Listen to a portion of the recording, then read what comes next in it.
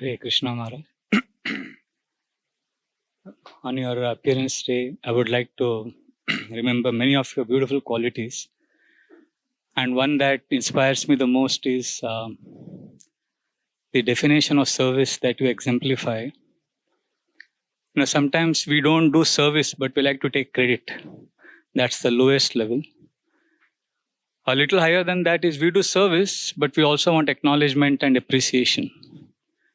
And even higher than that, the third level of service is doing a lot of service and not wanting any reciprocation or not wanting any recognition for that service, selflessly serving. But I've seen that you exemplify the fourth level of service, which is render a lot of service and make the object of your service, the person you are serving, make that person feel so special that that person starts feeling that he is the one who's doing a lot of service. And I got a few examples I observed and I read, and which convinced me that you always make the other person whom you are serving feel so special. The first example I can think of is in Journey Home, when you were at Patna, sleeping on the bank of Ganga. You couldn't get sleep because the mosquitoes were harassing you whole night. You were at Ram Sevak Swami's ashram. And there, one sadhu wanted to feed khichdi for everyone. And you explain in Journey Home that that khichdi was made of chilies and with little bit of rice on top of it. And when you ate that khichdi, you were it was so hot, so spicy, you just couldn't eat it. But that sadhu was serving you more and more. And when you were, water was coming from your eyes, ears, everywhere. So he was feeling that you were in ecstasy eating this khichdi, and he was serving you more. And then you saw that he's so happy, he's telling everyone, see, this sadhu is so happy to eat my khichdi. So you were saying how sometimes it is better that if we shed tears to make someone else happy, it is worth it. So this sadhu in the end, of course, after some time, then you folded the palms and said, Purna, Purna, I have finished eating. So this sadhu was so happy that he fed you khichdi. But actually, you are the one who served him and made him feel so happy. And you explain in Journey Home that night, the mosquitoes didn't harass you. And you said, maybe that is because my blood was too spicy for the mosquitoes. So that is one example. The second example I remember is during marathon. This is around 20 years ago. I was managing the book go down. And Shamanand Prabhu would tell us that book distribution marathon goal Maharaj has given us is 2 goals. We should do double of last year, but we should pray that we come last in the world of ISKCON. And I was amazed by this goal, because overall what will happen by this is book distribution will expand. We want to do double of last year, but we come last. That means ISKCON book distribution spreads a lot. But one particular year, the 1st of December was Sunday, and the book distribution marathon inspirational class was given by you, as usual every year. But that year, Gopal Krishna Maharaj was also there, and Sachinandan Swami Maharaj was also there. All 3 of you inspired the congregation. And that night you called Shamanand Prabhu, Jagannath Prabhu, all the devotees who were managing the marathon at that time. And then you told them, so what is the target this year? So then we gave the target, and you said, so can we come first this year? I was surprised, because I never heard you say that we should come first in the marathon. And then you were asking, so how many bus parties we have? Okay, so can we send a bus party in this place also? Can we come first?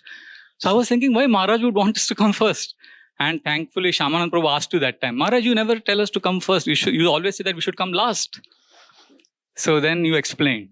He said, we should never aspire to come first. We should always want to come last, so that all others do better than us. But this year we should come first, because this year Gopal Krishna Maharaj and Sachinandan Maharaj gave the marathon class. And we who never come first, if we come first, we can tell the whole world that Gopal Krishna Maharaj and Sachinandan Swami Maharaj inspired our congregation so much that even we who never come in the top, we came first. So this will be a great chance for us to glorify my God brothers. So when you said this, I could see that you are exemplifying this mood. This is another level of service. Once I remember Prerna talk, we were very sick, and Damodaral Prabhu said, Maharaj cannot give the talk. So Gaurang Prabhu told me, come, let's go and meet Maharaj. So I went with Gaurang Prabhu, and then we came to a room, and Gaurang Prabhu told you, Maharaj, don't worry, you take rest. No problem if you can't give Prerna, my man is ready. And he pointed to me. And I was shocked, because we had already advertised devotees from Pune would be coming. Some 3,000 boys were expected. It was a big festival. And Gaurang Prabhu very coolly said, no problem, Maharaj, you take rest, your health is most important. I got scared. And we came out of the room. I told Gaurang Prabhu, Prabhu, I can't give, you should give. Gaurang said, kuch nahi hai, simple hai, class denega, no problem, just give a class. I got so scared. And then I kept going to Damodar Dulal Prabhu every 15 minutes and told him, is Maharaj all right? He said, no, Maharaj is very sick, he can't give. And then finally at 6:15 in the evening, he said, Maharaj will give the Prerna talk. And he gave a beautiful class, he led Kirtan. Then after the Prerna festival, with Gaurang Prabhu, we walked on, met so many boys. And then he came back. And then I was standing outside your room to thank you because I was so happy you gave the talk. And then when I thanked you, you embraced me. And when you embraced me, I realized your body was very hot. You had very high fever. I said, Maharaj, you have very high fever. And that time you said, it is worth dying 1,000 deaths if all of you can be pleased for one evening. So that was another instance when I saw that your standard of service is very, very different, very exemplary, very unparalleled. And one last example I can remember is when on your appearance day program in 2008 at Srinathji Prabhu's terrace house, there you were appreciating, after all the devotees spoke, it was your turn, you were giving the address, you spoke about such minor details of devotees, which was so shocking. Like you were saying, Gauranga Prabhu, do you remember you would wear this red t-shirt and come from IIT? And then some Mataji, you remember used to make idlis for me every Saturday. Such small details you are remembering. And Sri Chaitanya Prabhu was next to me. He said, this is Mahaprakash Lila going on. So every devotee you are appreciating. So then Mahaprabhu Prabhu was there. He said, Maharaj, remember I used to make parathas for you. And you said, yeah, I'm still trying to digest them. So it was very sweet festival. And then next day morning I came to you and Gaur Gopal Prabhu came and said, Maharaj, how do you remember such small details which happened 20 years, 25 years ago, 30 years ago? And then you said a beautiful statement. He said, if I don't remember with gratitude the sacrifice of so many devotees who have done so much for this community, then my life is condemned. So we understand what it means, what service means for you. So for me, it is unfathomable, this kind of service. What I want to do and assure you on your appearance day is I want to remember your instructions, and because I know that these devotees are very, very dear to you, the devotees sitting in this hall. So I want to serve them, please them, because I know you will be very happy with that. And this year, initiation lectures that you gave in Kolhapur, Goa, in temple, so I heard all of them, and there were many striking points, but we don't have time. I'll just say one of the points which touched me the most during this is the lecture you gave in Radha Raspberry Temple, one of the initiation lectures. So there you said, all attractions of this world not only pales in comparison to Krishna's attractiveness, but also ultimately they are all an insignificant portion of Krishna's splendor.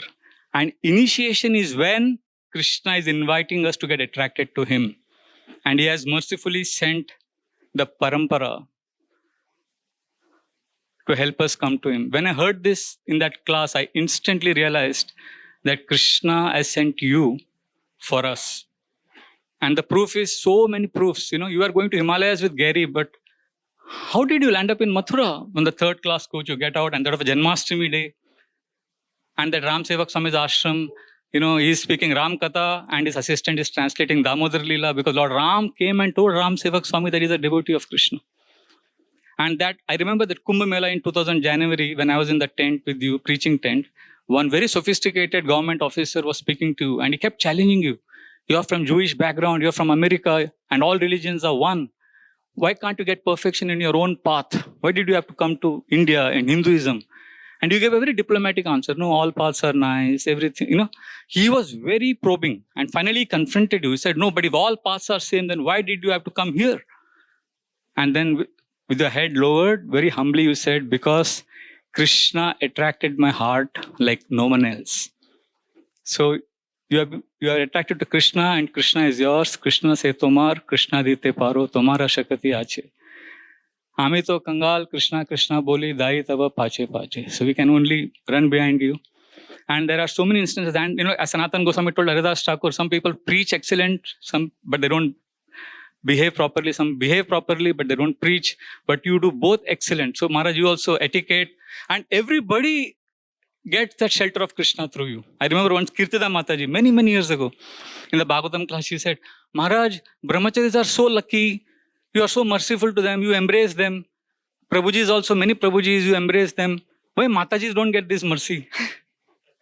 And very beautifully you answered how following the instructions of the spiritual master is more important. And then you explained to her how you accept her affection. And then you explained how Radha Gopinath is always embracing her. She felt so loved.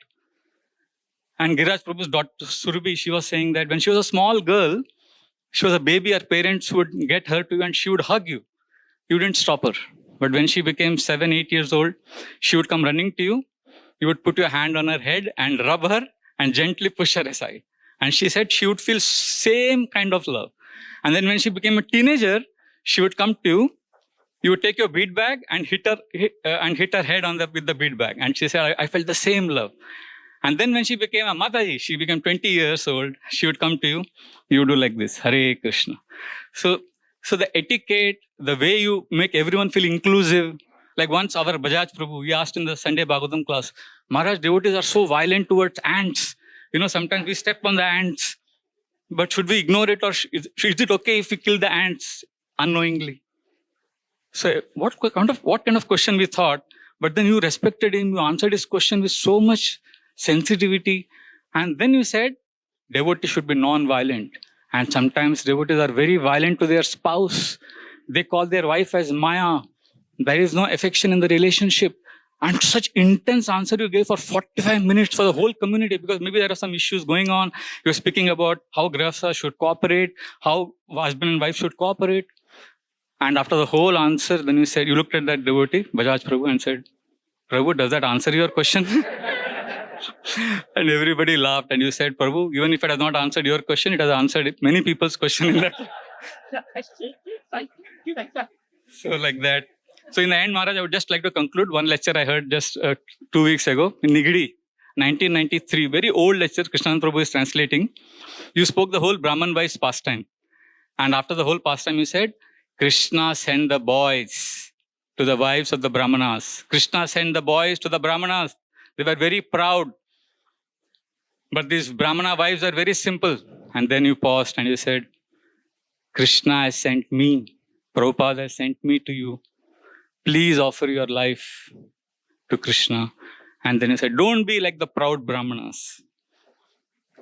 So you represent a reality much larger than yourself. You represent the parampara. You are offering us to Srila Prabhupada. And Maharaj, I have been always an idiot, but I have a desire to serve you. And you have said in one class, you said Maya is so powerful that it bewilders both devotees and non-devotees. Non-devotees, she bewilders by convincing them not to surrender to Krishna. And devotees, she bewilders by telling them to postpone their surrender to Krishna.